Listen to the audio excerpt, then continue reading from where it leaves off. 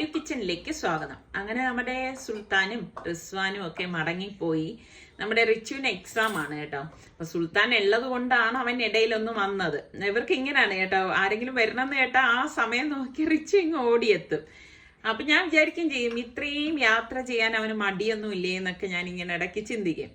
അപ്പൊ ഇതാ അവരൊക്കെ പോയ ശേഷം എനിക്കാണെങ്കിൽ സത്യം പറഞ്ഞ രാവിലെ എഴുന്നേറ്റ് കിച്ചണിലേക്ക് വരുമ്പോൾ ഭയങ്കര മടിയാണേ കുക്ക് ചെയ്യാനായിട്ട്. അപ്പൊ ഞാൻ വിചാരിച്ചു ഇന്ന് എളുപ്പത്തിന് വേണ്ടിയിട്ട് ഗോതമ്പൂട്ട് ഉണ്ടാക്കാമെന്ന്. അപ്പൊ എളുപ്പത്തിന് വേണ്ടിയിട്ട് ആയതുകൊണ്ട് തന്നെ ഞാൻ എന്താ റഫായിട്ട് വെള്ളം ഒഴിച്ചൊന്ന് കുഴച്ചിട്ട് ഞാൻ മിക്സിയുടെ പൊടിക്കണ ജാർ എടുത്തിട്ടേ 2 കറക്കം അങ്ങോട്ട് കറക്കാം. അതാണ് എളുപ്പം. അപ്പൊ നല്ല സോഫ്റ്റ് ആയിട്ട് വരികയും ചെയ്യും.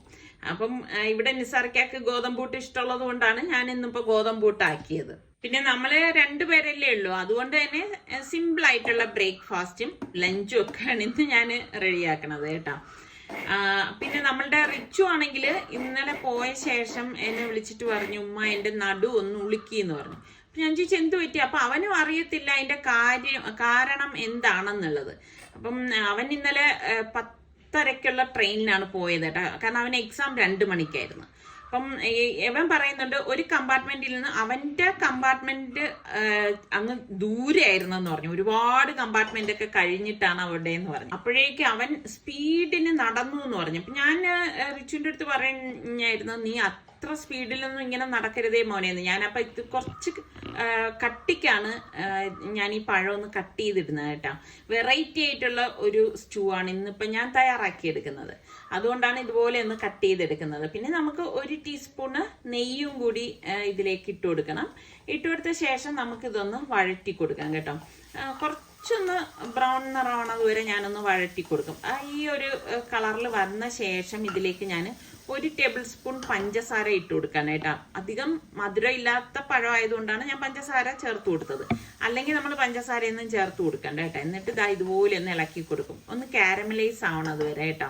ഓവർ ആവണ്ട. ഓവറായി കഴിഞ്ഞാൽ കയ്പ്പ് രസം ഉണ്ടാവും. പിന്നെ 1 കപ്പ് തേങ്ങാപ്പാലും കൂടി ഇതിലേക്ക് ഒഴിച്ചു കൊടുക്കാൻ. ഇത്രയേ ഉള്ളൂ സംഭവം. നിങ്ങൾക്ക് വേണമെങ്കിൽ ഏലക്കാപ്പൊടിയും കൂടി ചേർത്ത് കൊടുക്കാം കേട്ടോ.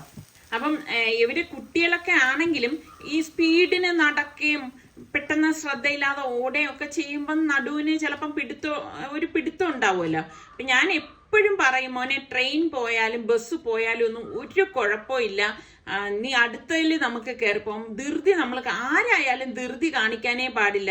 ധൃതി കാണിച്ച് എന്തെങ്കിലുമൊക്കെ വന്നു കഴിയുന്നതിനേക്കാളും നമ്മൾ സമാധാനമായിട്ടൊക്കെ പോകുന്നതല്ലേ എപ്പോഴും നല്ലത്. അപ്പൊ ഞാൻ ഈ ഓരോ പത്രവാർത്തയും നമ്മളെ TV-യിലൊക്കെ കാണുന്ന വാർത്തയും വെച്ചിട്ട് ഞാൻ എപ്പോഴും മക്കളുടെ അടുത്ത് അറിയുന്നവരുടെ അടുത്തൊക്കെ പറയും, നിങ്ങൾ ഒന്നും യാത്രകളിൽ ധൃതി കാണിക്കുകയേ ചെയ്യരുത്. ട്രെയിൻ പോയാൽ പോയി, അത്രയേ ഉള്ളൂ. അതിൽ കൂടുതലൊന്നുമില്ല. അടുത്തതിൽ നമുക്ക് കയറിപ്പോം. എന്താ ശരിയല്ലേ? അങ്ങനെ ആവാവൂ, ഞാൻ ഉൾപ്പെടെയുള്ളവര്. അപ്പൊ ഇന്ന് രാവിലെ ഞാൻ വിളിച്ച് ചോദിച്ചപ്പോഴും അവൻ പറഞ്ഞു ഫ്രണ്ടിന്റെ അടുത്ത് എങ്ങാണ്ട് വിക്സ് വാങ്ങിച്ച് തടവി എന്ന് പറഞ്ഞു. അപ്പൊ അവന് വ്യാഴാഴ്ച വരെ എക്സാം ഉണ്ട്. അപ്പം ഞാൻ പറഞ്ഞു ഇൻഷാ അല്ലാഹ് അത് കഴിഞ്ഞ് ഞങ്ങൾ വന്നിട്ട് മോനെ കൊണ്ടുവന്നിട്ട് ഡോക്ടറെ കാണിക്കാന്ന് പറഞ്ഞിരിക്കുകയാണ്. അപ്പൊ ദാ പുട്ട് റെഡിയായി വന്നു. കണ്ട എളുപ്പമല്ലേ ഇത് ഉണ്ടാക്കിയെടുക്കാൻ. നല്ല സോഫ്റ്റ് ആണ് കേട്ടോ ഇങ്ങനെ ഉണ്ടാക്കുന്ന പുട്ടിന്. അപ്പൊ നിങ്ങൾ ഇതുപോലെ ലൊടുക്ക് വിലയെന്ന് കാണിച്ചിട്ടില്ലെങ്കിൽ കാണിച്ചു നോക്കേ. അപ്പൊ ആ പുട്ടും ഈ ഒരു സ്റ്റൂവും നല്ലൊരു കോമ്പിനേഷനാണ് കേട്ടോ. ഇതൊക്കെ എളുപ്പത്തിന് ചെയ്യുന്നതാണ്. അപ്പൊ ഇതൊക്കെ കഴിച്ച ശേഷം ഞാൻ നോക്കിയപ്പോഴേക്കും നിസാർക്ക് ഇതാ നമ്മുടെ സലുവിന്റെ സൈക്കിള് പൊടി തട്ടി ഇങ്ങനെ തുടച്ചു വെക്കണത് എപ്പോഴും നിസാർക്കയാണ് കേട്ടോ.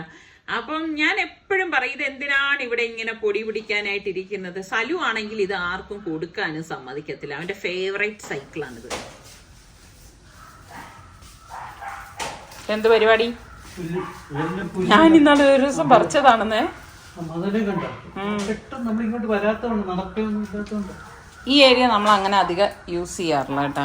പക്ഷെ ഇതുപോലെ പുല്ല് വിളിക്കുമ്പം അന്ന് പറിക്കും. നമ്മളിതുപോലെ പെബിൾസും ഇതുപോലെ കല്ലൊക്കെ ഇട്ടാലും ഇതുപോലെ പുല്ല് വിളിക്കും. പിന്നെ മഴ പെയ്തതാ കണ്ട പായൽ പിടിച്ച്. ഇനി മഴയൊക്കെ കഴിയണം അല്ലേ, ഒന്ന് കഴുകി വൃത്തിയാക്കണമെങ്കിൽ. ഒന്ന് പിടിക്കുമ്പോൾ തന്നെ വരും, വലിയ ജോലിയൊന്നും ഉള്ളതല്ല.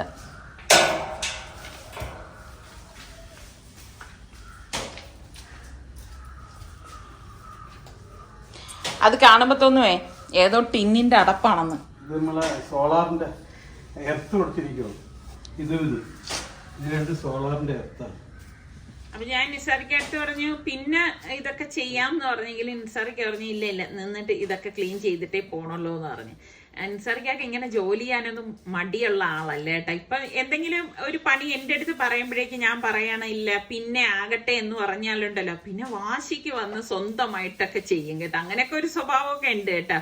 അപ്പൊ പിന്നെ ഞാൻ തന്നെ എഴുന്നേറ്റ് വന്നാലും പിന്നെ എന്നെ കൊണ്ട് അത് ചെയ്യിക്കത്തില്ല. കാരണം എന്തറിയോ, ദേഷ്യം കാരണം ഞാൻ പറഞ്ഞപ്പോ ചെയ്തില്ലല്ലോ എന്നുള്ള ഇത്.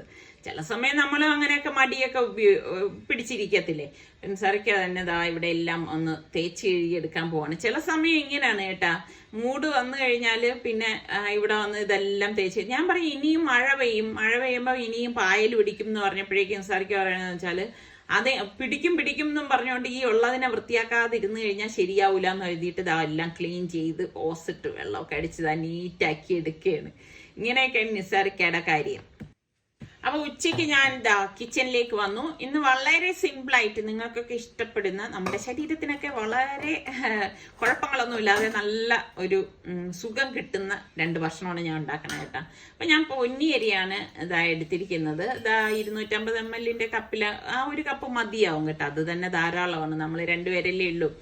അപ്പൊ ഞാൻ ഈ പ്രഷർ കുക്കറിലേക്ക് ഇട്ട് വേവിച്ചെടുക്കാന്ന് വിചാരിച്ചു. അപ്പൊ ഞാൻ അത് ഇനിയിപ്പോ ഒന്ന് കഴുകിയെടുക്കണം. പൊന്നിയരി എന്ന് പറയുമ്പോൾ നിങ്ങൾക്ക് അറിയാലോ, ചോറ് വയ്ക്കുന്ന കുഞ്ഞരി. ഈ അരിയാണ് പൊന്നിയരി എന്ന് പറയുന്നത്. അപ്പൊ ഇത് നല്ലതുപോലെ ഒന്ന് കഴുകിയെടുക്കണം. അതിന്റെ സ്റ്റാർച്ചൊക്കെ പോത്തക്ക രീതിയിൽ വേണം നമ്മൾ ഇതൊന്ന് വാഷ് ചെയ്തെടുക്കാനുള്ളത്. എനിക്കാണെങ്കിൽ എല്ലാവരും നമ്മൾ വീട്ടിലുള്ളപ്പോൾ ഒരുപാട് ക്വാണ്ടിറ്റിയിൽ ഭക്ഷണം ഉണ്ടാക്കി വളരെ ക്വാണ്ടിറ്റി കുറച്ച് ഭക്ഷണം ഉണ്ടാക്കുക എന്ന് പറഞ്ഞാൽ ഭയങ്കര ബുദ്ധിമുട്ടാണ്. അതുപോലെ തന്നെ നമ്മൾ 2 പേരല്ലേ ഉള്ളൂ. അപ്പം എങ്ങനെ വന്നാലും പിന്നെയും കുറച്ച് മിച്ചം വരും. പിന്നെ അതിനെ അടച്ചു വെക്കും. പിന്നെ അന്ന് വൈകുന്നേരം അതിനെ കഴിക്കാൻ നോക്കും. അതൊക്കെയാണ് ഭയങ്കര ബുദ്ധിമുട്ടുള്ളത്. അപ്പൊ ഞാൻ അരി നന്നായിട്ട് കഴുകിയ ശേഷം കുറച്ചധികം വെള്ളം ഒഴിച്ചിട്ട്, അതായത് ആ അരിയെക്കാളും ഒരു 1.5 ഇരട്ടി വെള്ളം ഞാൻ ഇതിലേക്ക് ഒഴിച്ചിട്ടുണ്ട്. ഇതിലേക്ക് നമുക്ക് പാകത്തിനുള്ള ഉപ്പും കൂടി ഇട്ട ശേഷം ഞാൻ ഇനിയിപ്പോൾ പ്രഷർ കുക്കർ മൂടിയിട്ട് മീഡിയം ഫ്ലെയിമിൽ വെച്ചിട്ട് ഒരു 2 വിസിൽ വരെ ഇത് വേവിച്ചെടുക്കണം കേട്ടോ. കാരണം ഈ ചോറ് നല്ലതുപോലെ ഒന്ന് വെന്ത് വരണം. അപ്പോൾ ഞാൻ ആ സമയം, അത് വേകുന്ന സമയം കൊണ്ട് കുറച്ച് പരിപ്പ്, നമ്മളുടെ സാമ്പാർ പരിപ്പല്ല, ചെറുപയറിന്റെ തോല് കളഞ്ഞ പരിപ്പില്ലേ, അത് ഇവിടെ ഒരു 1/4 ഗ്ലാസിന്റെ താഴെ ഞാൻ എടുത്തിട്ടുള്ളൂ കേട്ടോ. അതൊന്ന് നല്ലതുപോലെ ഒന്ന് കഴുകിയെടുക്കുകയാണ്. അപ്പം വെറൈറ്റി ആയിട്ടുള്ള ഒരു കറിയാണ് ഞാനിപ്പം ഇതിന് തയ്യാറാക്കാനായിട്ട് പോണത്. അപ്പം അതിലും സ്റ്റാർച്ച് ഉണ്ട്. അപ്പം സ്റ്റാർച്ച് പോത്തക്ക രീതിയിൽ വെച്ച ശേഷം ഞാൻ കുറച്ച് വെള്ളം ഒഴിച്ചിട്ട് അതും ഒന്ന് വേവിക്കാനായിട്ട് വെക്കാണ്. അപ്പൊ അതിന്റെ ഫ്ലെയിം എന്ന് പറഞ്ഞാൽ വലുതാണേ. അതിപ്പം വെച്ച് കഴിഞ്ഞാൽ അതിന്റെ കുക്കറിന്റെ ഹാൻഡിലിൽ ഫ്ലെയിം വരും. അപ്പൊ ഹാൻഡിൽ ചീത്തയായിപ്പോയി. അപ്പൊ ഞാൻ മാറ്റി വെച്ചു. അപ്പൊ ഒരു സ്പെഷ്യൽ മസാലപ്പൊടി ഉണ്ടാക്കാൻ വേണ്ടി ഞാൻ 1 ടേബിൾ സ്പൂൺ നല്ലെണ്ണ ഒഴിച്ചു കൊടുക്കാണ്. ഇതിലേക്ക് ഒരു 3-4 വറ്റൽമുളക് ഇട്ട ശേഷം 1 ടേബിൾ സ്പൂൺ മുഴുവനുള്ള മല്ലിയും, 1/2 ടേബിൾ സ്പൂൺ കടലപ്പരിപ്പ്, 1 ടീസ്പൂൺ ചെറിയ ജീരകം, 1/4 ടീസ്പൂൺ കുരുമുളക്, മുഴുവനുള്ള കുരുമുളകും കൂടി ഇതുപോലെ ഒന്ന് വറുത്തെടുക്കണം. കരിയാൻ പാടില്ല കേട്ടോ. ഇതുപോലെ ഒന്ന് മൂപ്പിച്ചെടുത്താൽ മതി. എന്നിട്ട് നമുക്ക് കുറച്ച് കായപ്പൊടി, ഏകദേശം 1 ടീസ്പൂൺ കായപ്പൊടി ഇതിലേക്ക് ഇട്ട ശേഷം ഞാൻ ഒന്ന് ഇളക്കി കൊടുത്തിട്ട് നമുക്കിനി ഇതിപ്പം ഞാനൊരു ബൗളിലേക്ക് മാറ്റാണ്. അതിൽ തന്നെ ഇരുന്നാൽ കരിഞ്ഞു പോയി കഴിഞ്ഞാൽ പിന്നെ നമ്മളുടെ കറിയുടെ ടേസ്റ്റും നഷ്ടമാവും. അപ്പൊ ഞാൻ ഇതൊന്ന് മാറ്റി വെക്കാണ്. ഇതിനി നല്ലതുപോലെ ഒന്ന് തണുക്കട്ടെ. അപ്പൊ നമ്മുടെ കുക്കറിന്റെ സ്റ്റീമൊക്കെ പോയ ശേഷം ഞാൻ കുക്കർ ഓപ്പൺ ചെയ്തു. നമ്മുടെ പൊന്നിയരി ചോറ് നല്ലതുപോലെ വെന്ത് വന്നിട്ടുണ്ട്. ഞാൻ പറഞ്ഞോ, ഇത് നല്ലവണ്ണം അങ്ങ് ഉടച്ചെടുക്കണം. അതുകൊണ്ടാണ് നമ്മൾ 2 വിസിൽ വരെ ഇതൊന്ന് വേവിച്ചെടുത്തത്. ശരിക്കും നല്ലതുപോലെ ഉടയണം കേട്ടോ. നല്ല ഇങ്ങനെ എന്താ പറയാ, മഷി പോലെ ഉടച്ചെടുത്താൽ അത്രയും നല്ലത്. ഞാനിതാ ഇതുപോലെ ഒന്ന് ഉടച്ചെടുക്കുകയാണ്. അപ്പോഴാണ് അതിന്റെ ഒരു ടേസ്റ്റ് ഒക്കെ ഇരിക്കണത്. അപ്പൊ ഇതുപോലെ ഒന്ന്, ഇത് തന്നെ പല രീതിയിൽ നമ്മൾ തയ്യാറാക്കും കേട്ടോ. അപ്പൊ ഞാൻ അത് ഉടച്ച് മാറ്റി വെച്ച ശേഷം ഒരു കൽച്ചട്ടി എടുത്തു. അതിലേക്ക് 1 ടേബിൾ സ്പൂൺ നല്ലെണ്ണ ഒഴിച്ചിട്ട് 1 ടീസ്പൂൺ കടുകിട്ടൊന്ന് പൊട്ടിച്ചു കൊടുക്കുകയാണ്. പിന്നെ 2-3 വറ്റൽമുളകും 1 പച്ചമുളകും കുറച്ച് കറിവേപ്പിലയും കൂടി ഇതിലേക്ക് ഇട്ട് കൊടുക്കുകയാണ്. പിന്നെ ഞാനിവിടെ 2 തക്കാളി ഇതിലേക്ക് ചേർത്തിട്ട് ഒന്ന് ഇളക്കി കൊടുക്കുകയാണ്. അപ്പോൾ നമ്മളുടെ തക്കാളി ഒന്ന് ഒരുപാടങ്ങ് വെന്ത് ഉടയാനൊന്നും വെയിറ്റ് ചെയ്ത് നിൽക്കേണ്ട കാര്യമില്ല. ഇതിലേക്ക് ഞാൻ പാകത്തിനുള്ള ഉപ്പും 1 ടീസ്പൂൺ മഞ്ഞൾപ്പൊടിയും കൂടി ഇട്ടിട്ട് ഇതുപോലെ വീണ്ടും ഒന്ന് ഇളക്കി കൊടുക്കുകയാണ് കേട്ടോ. അപ്പൊ ഇതൊന്ന് വേകുന്ന നേരം കൊണ്ട് ഞാൻ നമ്മൾ വറുത്ത് വെച്ചിരിക്കുന്ന മസാലയില്ലേ, അത് പൊടിക്കുന്ന ജാറിലേക്ക് ഇട്ടിട്ട് നമുക്കിനി ഇതൊന്ന് പൊടിച്ചെടുക്കണം. അപ്പൊ നല്ലതുപോലെ തണുത്താൽ മാത്രമേ ഇത് പൊടിഞ്ഞു കിട്ടത്തുള്ളൂ കേട്ടോ. അത് പ്രത്യേകം നിങ്ങൾ ശ്രദ്ധിച്ചേക്കണം.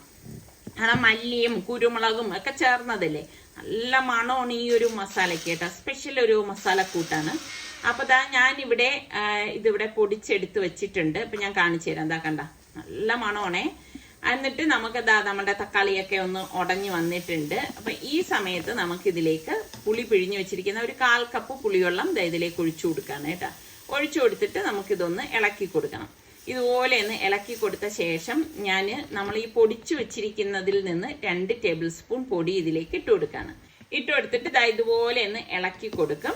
ഇളക്കി കൊടുത്ത ശേഷം നമ്മൾ ചെറുപയറിന്റെ പരിപ്പ് വേവിച്ച് വെച്ചില്ലേ, അത് ഇതുപോലെ ഒന്ന് ഇളക്കിയിട്ട് ആ പരിപ്പും കൂടി ഇതിലേക്ക് ഒഴിച്ചു കൊടുക്കാണ്.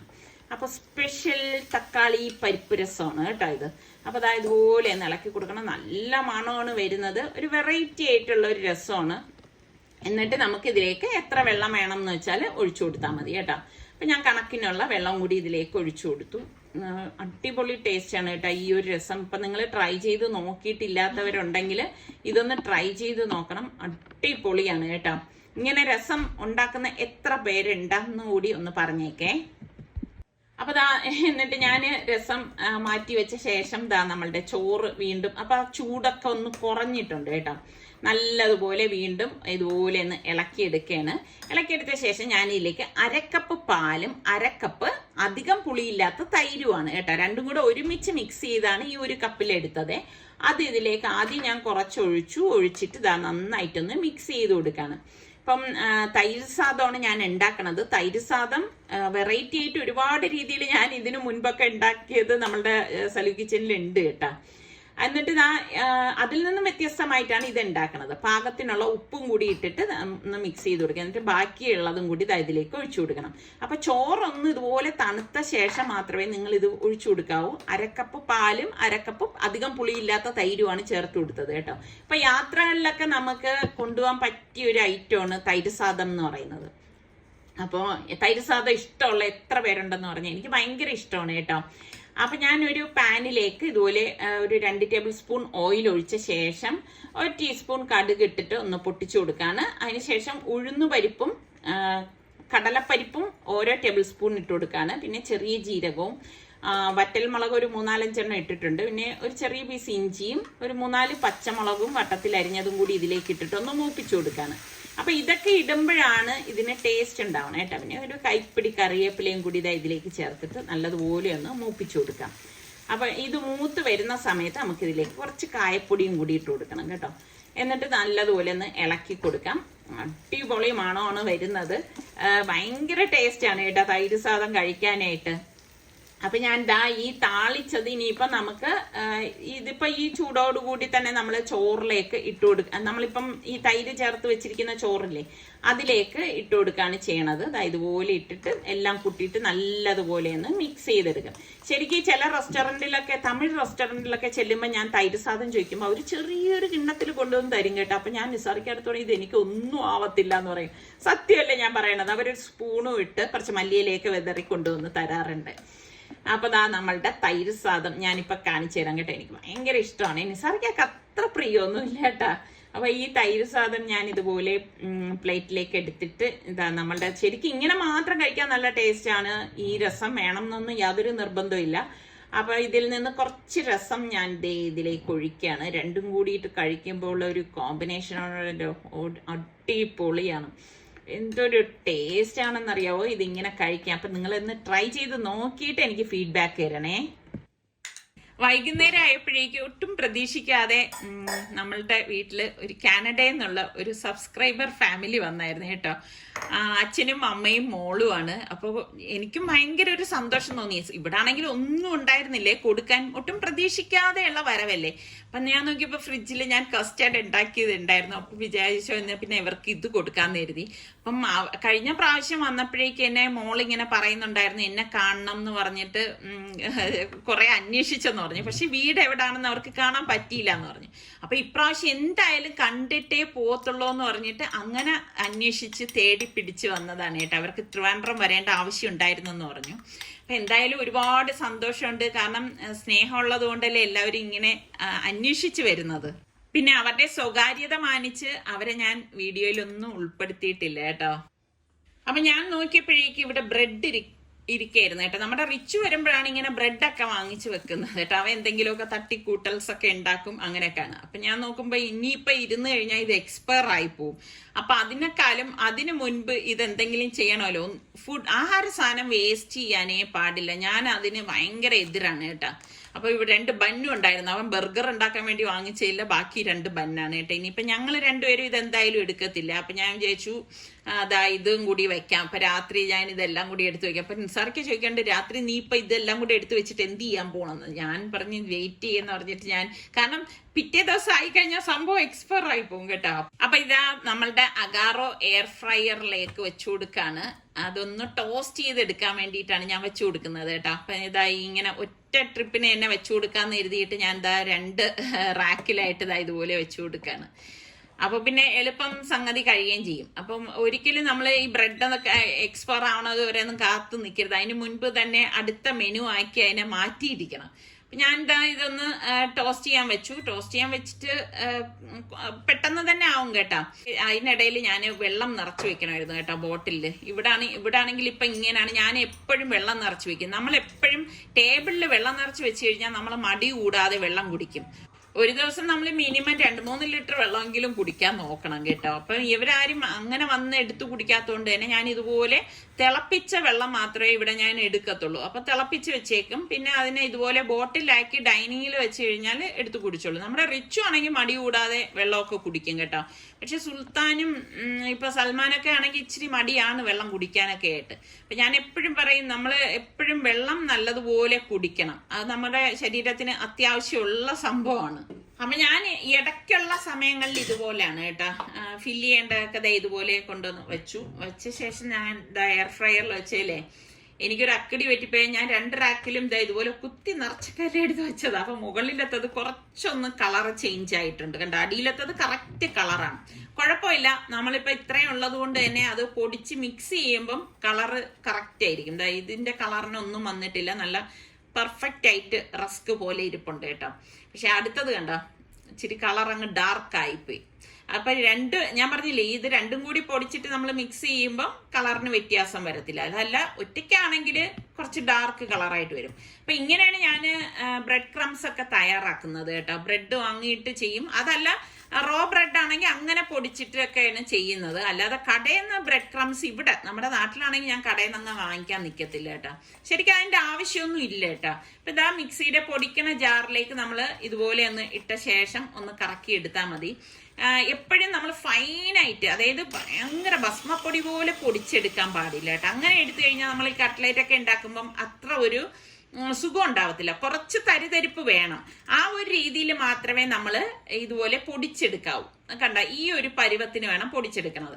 എങ്കിൽ മാത്രമേ നമ്മൾ കട്ട്ലേറ്റ് അതൊക്കെ ഉണ്ടാക്കുമ്പോൾ എണ്ണയിലേക്ക് ഇടുമ്പോഴേക്ക് ആ എണ്ണയിലേക്ക് പടരാതിരിക്കത്തുള്ളൂ. അപ്പൊ ഈ ഒരു രീതിയിലാണ് നമ്മളിത് പൊടിച്ചെടുക്കുന്നത്. അപ്പൊ ഇനിയിപ്പം ഞാൻ ഇതെല്ലാം ഓരോ ട്രിപ്പായിട്ട് പൊടിച്ചെടുത്തതാ ഇതുപോലെ വലിയൊരു താളത്തിലേക്ക് ഇടാണ്. ഇട്ട ശേഷം ഞാൻ എങ്ങനെയാന്ന് വെച്ചാൽ ഇത് മിക്സ് ചെയ്തിട്ട് പിന്നെ ഇത് ഞാൻ പുറത്ത് വെച്ചേക്കില്ല കേട്ടോ. പുറത്ത് വെച്ച് കഴിഞ്ഞാൽ തന്നെ നമുക്കിപ്പം ഉറപ്പില്ലല്ലോ നമ്മുടെ നാട്ടിലെ കാലാവസ്ഥയൊക്കെ ആയതുകൊണ്ട് ഞാൻ എങ്ങനെയാന്ന് ചെയ്യണമെന്ന് വെച്ച് കഴിഞ്ഞാൽ സിപ്ലോ കവറിലാക്കിയ ശേഷം ഞാനത് ഫ്രീസറിലേക്ക് വെക്കാണ് ചെയ്യണത്. ആവശ്യത്തിന് ഫ്രീസറിൽ നിന്ന് എടുക്കും കേട്ടോ. ഇത് കണ്ട കരിയാത്തതാണ് ഈ ഒരു കളർ കിട്ടിയത്. എന്നിട്ട് നമുക്കിതാ ഇതുപോലെ ഒന്ന് മിക്സ് ചെയ്തെടുക്കാം. ഇത്രയേ ഉള്ളൂ.